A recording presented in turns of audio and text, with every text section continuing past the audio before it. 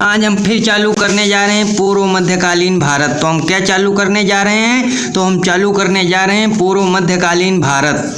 तो देखिए किस प्रकार से हम पूर्व मध्यकालीन भारत पढ़ेंगे जो 600 से 1200 ईसा पूर्व में आया था, और इसमें हम विभिन्न प्रकार के तथ्यों को जानने, समझने और पढ़ने का भी प्रयास करेंगे। तो चलिए शुरू करते हैं। तो सबसे पहले हम देखेंगे, इसमें हम इसके पहले प्रमुख शासक पढ़ेंगे, और इसमें प्रमुख शासक जो थे वे थे नागभट्ट प्रथम। तो कौन था? तो इसका प्रथम प्रमुख शासक था नागभट्ट प्रथम। और नागभट्ट प्रथम जो था, यह नागभट्ट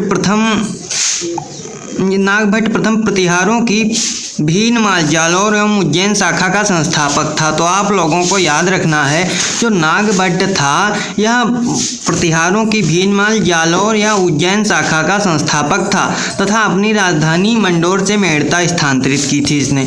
और नागभट्ट प्रथम ने अरबों को पराजित किया था। तो आप लोगों को याद रखना है, ये जो नागभट्ट प्रथम था इसने अरबों को पराजित किया था। तो देखिए अरब जो थे ये अरब देशों में रहते थे, और अरब के लोग जो थे अरब देशों में रहते थे, और इनको राष्ट्रकूट राजा ध्रुव ने पराजित किया था। तो आप लोगों को याद रखना है कि इनको राष्ट्रकूट राजा ध्रुव ने पराजित किया। और नागभट्ट प्रथम जो 730 से 756 तक रहा, इसने राष्ट्रकूट राजा ध्रुव ने पराजित किया था इनको। जो राष्ट्रकूट का राजा था, राष्ट्रकूट के राजा ने नागभट्ट प्रथम को पराजित किया था। तो आप लोगों को याद रखना है। और इसके बाद आते हैं वत्सराज प्रथम। तो वत्सराज आता है इसके बाद। वत्सराज ने मुख्य प्रकार से क्या कार्य किए? इसने पश्चिम उत्तर प्रदेश के कन्नौज को अपनी राजधानी बनाई। तो वत्सराज के बारे में आप लोगों को याद रखना है कि इसने पश्चिम उत्तर प्रदेश के कन्नौज को अपनी राजधानी बनाई तथा इसकी विस्तारवादी नीति के कारण इसका पाल शासक धर्मपाल और राष्ट्रकूट शासक ध्रुव के साथ सामना हुआ। और आप लोगों को याद यह रखना है, यह जो वत्सराज था यह बड़ा ही विस्तारवादी नीति का पोषक माना जाता था। इस कारण इसका पाल शासक धर्मपाल और राष्ट्रकूट शासक ध्रुव के साथ अत्यधिक युद्ध से सामना हुआ। इस प्रकार से त्रिपक्षीय संघर्ष की शुरुआत हुई। तो आप लोगों को याद रखना है, तो इस कारण से त्रिपक्षीय संघर्ष की शुरुआत होती है। और अब हम आप लोगों को इसके आगे पढ़ाएंगे कि किस प्रकार से। तो देखिए वत्सराज ने कन्नौज पर करने के क्रम में पाल शासक धर्मपाल को पराजित किया, किंतु राष्ट्रकूट शासक ध्रुव से पराजित हुआ। तो आप लोगों को याद रखना है कि वत्सराज ने कन्नौज पर नियंत्रण स्थापित कर लिया। करने के पराक्रम में पाल शासक धर्मपाल को पराजित किया, किंतु राष्ट्रकूट शासक ध्रुव से पराजित हुआ। अब हम पढ़ेंगे नागभट्ट द्वितीय। तो देखिए नागभट्ट द्वितीय को पढ़ने का प्रयास करेंगे। तो नागभट्ट द्वितीय जो था, नागभट्ट द्वितीय का शासन कब से कब तक चलता है? तो आप लोगों को याद रखना है कि नागभट्ट द्वितीय का शासन 805 से 833 के मध्य रहता है। तो आप लोग, इसने कन्नौज और सिंधु गंगा के मैदान पर आक्रमण किया और नागभट्ट द्वितीय ने ये कार्य किया। इसने कन्नौज और सिंधु गंगा के मैदान पर अधिकार करने के साथ साथ पाल शासकों से बिहार को जीता तथा कन्नौज को राजधानी बनाई। तो आप लोगों को याद रखना है कि जो नागभट्ट द्वितीय था, इसने कन्नौज और सिंधु गंगा के मैदान पर अधिकार करने के साथ साथ पाल शासकों को बिहार को जीता और कन्नौज को राजधानी बनाया। ठीक, आप लोगों को यह याद रखना है। और देखिए इसने अब इनके बाद आ जाता है मिहिर भोज। तो ये जो मिहिर भोज प्रथम था यह 836 से 685 तक आता है। तो मिहिर भोज प्रथम ने 836 से 885 ई पूर्व प्रमुख रूप से विभिन्न कार्य किए। तो देखिए किस प्रकार से इन लोगों ने कार्य किया। तो इन लोगों ने मिहिर भोज जो प्रथम था, इसने 836 से 885 तक कार्य किया और प्रतिहार साम्राज्य का वास्तविक संस्थापक और राजवंश का महानतम शासक जो मिहिर भोज था, यह प्रतिहार साम्राज्य का वास्तविक संस्थापक था। तो आप लोगों को याद रखना है कि मिहिर भोज प्रथम जो 836 से 885 तक शासन करता है, उसने प्रतिहार साम्राज्य का वास्तविक संस्थापक कौन था? तो मिहिर भोज था और इस राजवंश का महानतम शासक भोज था, मिहिर भोज। इसकी जानकारी हड़प्पा एवं अरब यात्री सुलेमान के वृत्तांत से भी प्राप्त होती है। इसकी जानकारी हड़प्पा और मिहिरभोज के वृत्तांत से भी प्राप्त होती है।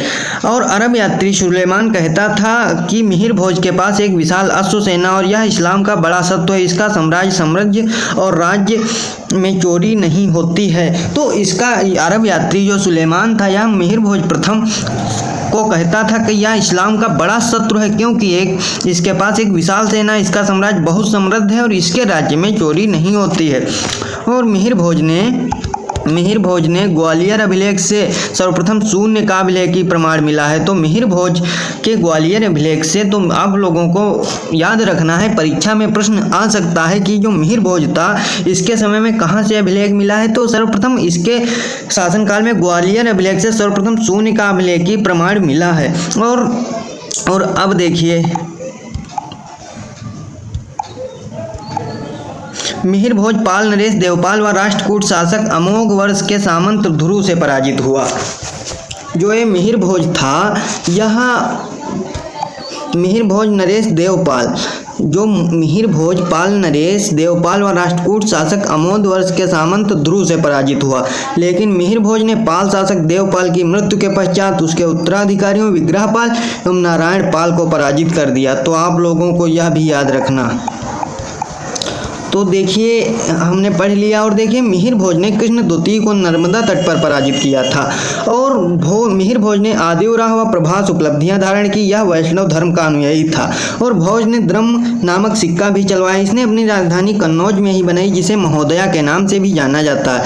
तो हमने मिहिरभोज को पढ़ लिया है। अब हम पढ़ने का प्रयास करेंगे महेंद्रपाल। तो हम क्या पढ़ेंगे? तो अब हम महेंद्रपाल को पढ़ने का प्रयास करेंगे। तो महेंद्रपाल ये कौन था? तो यह 885 से 810 तक इसने शासन किया। और इसके दरबार, तो देखिए महेंद्रपाल में हम क्या पढ़ेंगे? तो महेंद्रपाल में हम पढ़ेंगे इसने कौन कौन से कार्य किए हैं। तो इसके दरबार में राजशेखर निवास करता था। तो कौन? राजशेखर निवास करता था। और यह राजगुरु थे जिन्होंने महेंद्रपाल को निर्भय राज रघुकुल तिलक कहा है।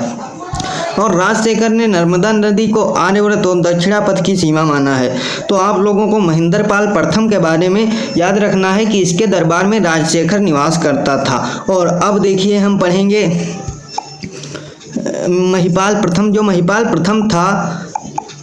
महिपाल प्रथम था इसके बारे में पढ़ेंगे। तो महिपाल प्रथम ने 912 से 943 तक शासन किया। इसके समय बगदाद निवासी अल मसूदी भारत आया था। तो आप लोगों को याद रखना है कि अल मसूदी कब भारत आया तो अल मसूदी महिपाल प्रथम 1912 से 1943। इसकी पुस्तक मुर्जुल जहाब है। तो मुर्जुल जहाब किसकी पुस्तक है? तो मुर्जुल जहाब महिपाल प्रथम की पुस्तक है।